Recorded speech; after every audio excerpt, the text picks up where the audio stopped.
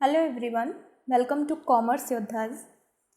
Today's video is about correlation and this is the first part of correlation जिसमें हम discuss करेंगे meaning, degrees and types of correlation. तो चलिए आज की वीडियो स्टार्ट करते हैं. First of all, meaning of correlation. Correlation is developed by Francis Galton in 1885. This is an important point. You can note down. Correlation को Francis Galton ने दिया था 1885 में. What is correlation? Correlation is relationship between two sets of scores और variables. Correlation में हम किन्हीं भी दो वेरिएबल के बीच में रिलेशनशिप देखते हैं कि क्या वो एक दूसरे से रिलेट हैं या नहीं है. वेदर वो पॉजिटिवली भी रिलेट कर सकते हैं एंड नेगेटिवली रिलेट कर सकते हैं. और अगर ये वेरिएबल्स रिलेटेड हैं तो कोरिलेशन के अंडर डिग्री एंड डायरेक्शन दोनों चीज़ को फाइंड आउट किया जाता है कि इन दोनों वेरिएबल के बीच में वो कितना एक दूसरे से रिलेटेड है एंड कौन सी डायरेक्शन है, मीन्स पॉजिटिवली कोरिलेटेड है या फिर वो नेगेटिवली कोरिलेटेड है. For example, price and demand. Demand and price are two variables. अगर प्राइस इंक्रीज होगा then demand decrease and if price decreases then demand increases. It means there is inverse relationship. We can say that these two variables are negatively correlated. Means एक का effect दूसरे पे पड़ रहा है. एक वेरिएबल में चेंजेस होने की वजह से दूसरे वेरिएबल में जो चेंजेस अकर होते हैं, it means they both are correlated.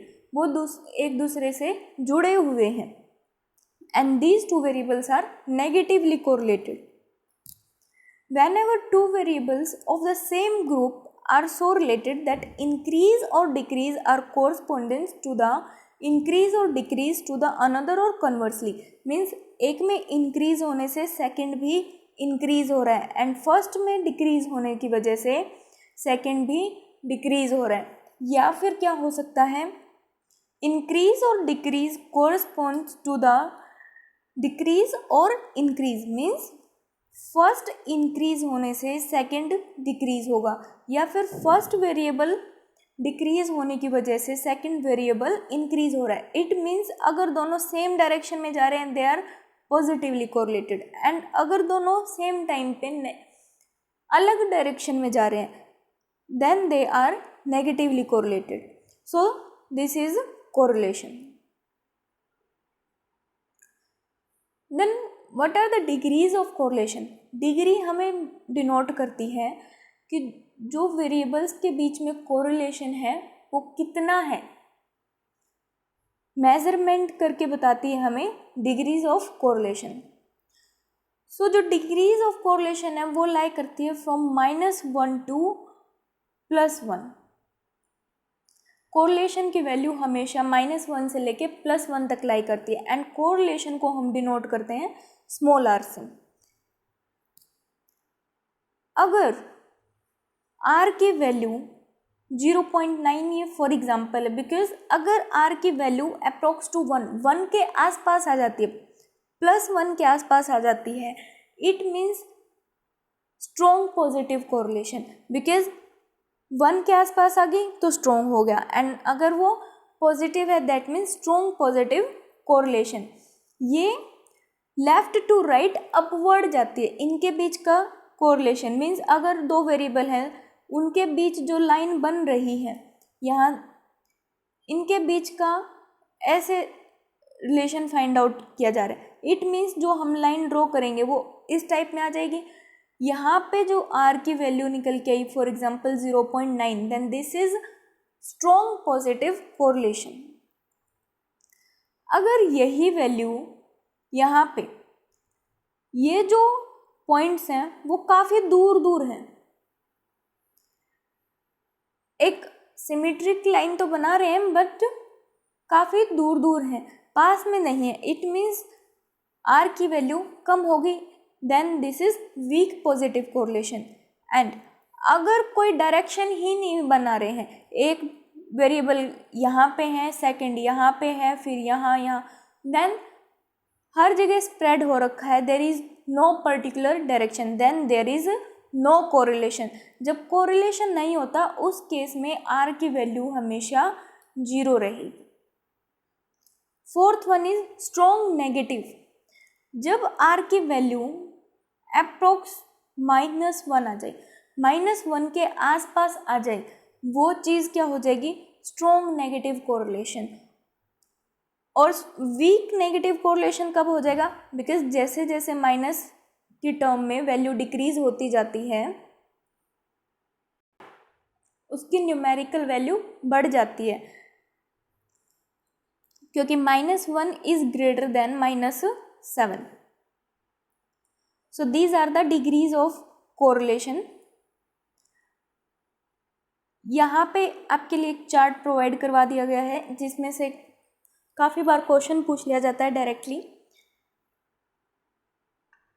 अगर आर की वैल्यू 0.9 से 1 तक लाई कर रही है, +1 तक, it means there is very high positive correlation. और अगर वहीं पे माइनस लग जाता है, -0.9 से -1 तक है, then this is very high negative correlation. हर एक के केस में ऐसे ही हो जाएगा। एंड अगर 0.7 से 0.9 तक लाई करे तो हाई पॉजिटिव, वेरी हाई नहीं होगा, हाई पॉजिटिव। 0.5 से 0.7 मीन्स बीच की वैल्यू आ गई, then this is moderate positive या फिर moderate negative correlation. 0.3 to 0.5 means वो 0.5 से कम आ गई, लो पॉजिटिव। और अगर 0 से 0.3 तक है, it means this is very low और ना के बराबर, वहाँ पे जो कोरिलेशन है वहाँ पे ना के बराबर हो जाता है, बिकॉज अगर हम इसको राउंड ऑफ करते हैं then r is equal to 0। Now types of correlation, this is very important. So first of all on the basis of direction of change. Direction जब चेंज होती है, डायरेक्शन मीन्स या तो पॉजिटिव या it is 0, इस side जाता है तो पॉजिटिव एंड इस साइड आता है तो नेगेटिव। सो पॉजिटिव कब होगा, जब दोनों वेरिएबल सेम डायरेक्शन में चेंज हो रहे हैं। अगर एक में इंक्रीमेंट हो रहा है तो सेकंड वेरिएबल में भी इंक्रीमेंट हो रहा है, और अगर एक वेरिएबल डिक्रीज हो रहा है तो सेकंड वेरिएबल भी इसकी वजह से डिक्रीज ही हो रहा है, then these are positively correlated. Second, negative correlation. Negative means अगर एक वेरिएबल इंक्रीज हो रहा है तो second variable decrease, and first अगर डिक्रीज हो रहा है तो second is increase. So this is negative correlation. Perfect positive correlation कब आता है, जब एग्जैक्ट +1 वैल्यू आ जाती है। परफेक्ट नेगेटिव इज जब r is equal to -1 and 0 is when the value of r is 0, when there is no correlation. On the basis of number of variables, जब नंबर ऑफ वेरिएबल्स 2 हो या 2 से ज़्यादा हो, उनके बेसिस पे टाइप्स ऑफ कोरिलेशन क्या होंगे। First one is simple correlation. Simple में ओनली 2 वेरिएबल्स, जब सिर्फ 2 वेरिएबल के बीच में हम रिलेशन फाइंड आउट करते हैं, then this is simple correlation. For example height and weight. Height and weight के बीच में हम रिलेशन फाइंड आउट करते हैं कि क्या ये दोनों वेरिएबल रिलेट करते हैं। जैसे अगर किसी की हाइट ज़्यादा होती है तो ऑटोमेटिकली स्मॉलर के कंपैरिजन में जो टॉलर होगा उसकी हाइट एंड वेट, जो हाइट ज़्यादा होगी उसका वेट ज़्यादा मिलेगा। तो this is simple correlation. Partial correlation, ये नाम से ही डिनोट कर रहा है। पार्शियल मीन्स पार्शियलिटी, एक पार्ट को वो छोड़ देगा। वेरिएबल्स तो 2 से ज़्यादा हैं, मोर देन 2 हो गए, मीन्स 3, 4, 5 जितने भी हैं ले लिए। फॉर एग्जाम्पल 3 वेरिएबल्स हैं, age, height and weight. But जो कोरिलेशन फाइंड आउट करते हैं बिटवीन वेरिएबल्स, वो सिर्फ हम कंसिडर करते हैं between 2 variables.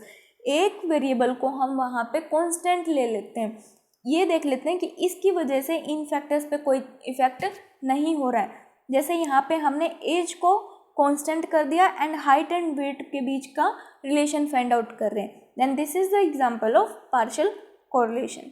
After that multiple correlation. Multiple means when there are more than two variables. अब मोर देन टू तो पार्शियल में भी थे एंड मल्टीपल में भी आ गए. Then what is the difference between partial correlation and multiple correlation? Partial में हम थर्ड वेरिएबल को कांस्टेंट कर देते हैं, उसको कंसिडर नहीं करते. बट मल्टीपल कोरिलेशन में जितने भी वेरिएबल्स हैं हम हर एक वेरिएबल को कंसिडर करके कोरिलेशन की डिग्री एंड डायरेक्शन को डिटरमाइन करते हैं.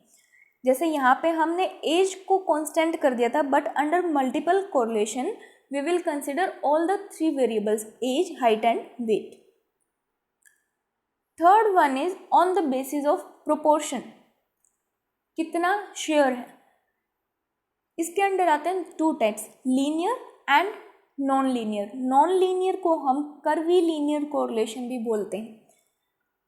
लीनियर कोरिलेशन क्या होता है? Amount of change in constant ratio. Means अगर दो वेरिएबल्स के बीच में चेंजेस हो रहा है, उस रेट ऑफ चेंजेस में अगर सेम है. फॉर एग्जाम्पल हमने देखा था प्राइस एंड डिमांड, कि प्राइस अगर इंक्रीज हो रहा है तो डिमांड डिक्रीज हो रही है. अगर प्राइस इंक्रीज हुआ by 10% then demand also decreases by 10%, and if price decreases by 10% then demand also increases by 10%. It means rate of changes in both variables are same.